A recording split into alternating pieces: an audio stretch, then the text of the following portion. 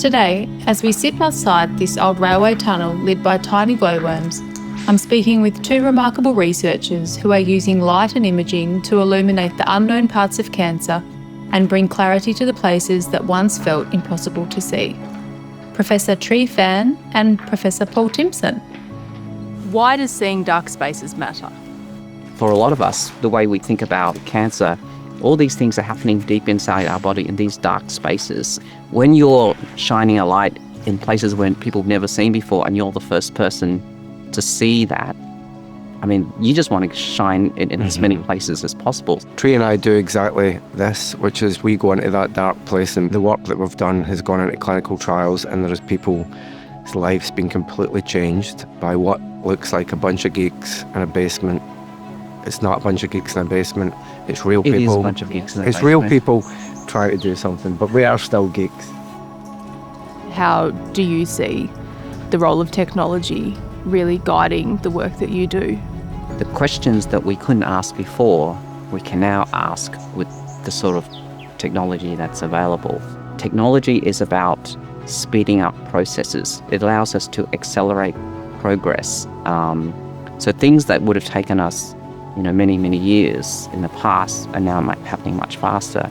I think patients deserve that. They're rightly impatient, and I think we have a responsibility to do everything within our power to make that technology available. If you could explain to a patient or a patient's family why your field of work matters, what would you tell them? I lost my dad to cancer, and Tree's right. It wasn't just him that died.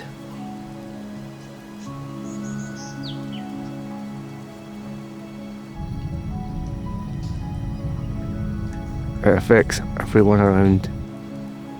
And none of us are avoiding this. As you say, it doesn't just affect one person, it affects a whole community. Yeah. What is it that's driving you to make sure that people shouldn't be as scared and just commit to it's dark and that's just how it is? Where there's light, there's always going to be dark. So whilst on the surface it may seem like everything is light, there's definitely days where things are dark. During my experience as a patient, I've come to realise how cancer research has progressed in leaps and bounds in a really short space in time. And if I can make a bit of noise and create a bit of change so the next person comes along and doesn't have to experience what I have or my family has had to experience, then to me that's a legacy I'm proud to leave behind. There's no denying that cancer is dark. It's isolating. It's terrifying. What frightens you? What are your fears? What are you scared of? I think a lot of people have placed a lot of hope and faith in me, and probably my biggest fear is that I don't deliver on that promise. And I'm frightened that one day I'll get the fear and say that's a too hard basket. I am not there yet. And I'm just frightened that one day I'll not try hard enough. Tree, how do you feel about being referred to as a time maker? What I say to patients is that, look, we may not have the answer for you here. We may not have the answer today. What we're going to try and do is buy some time. So for us, I think, the idea of buying time, making time, I think that's possibly one of the nicest things anyone could say about what we do.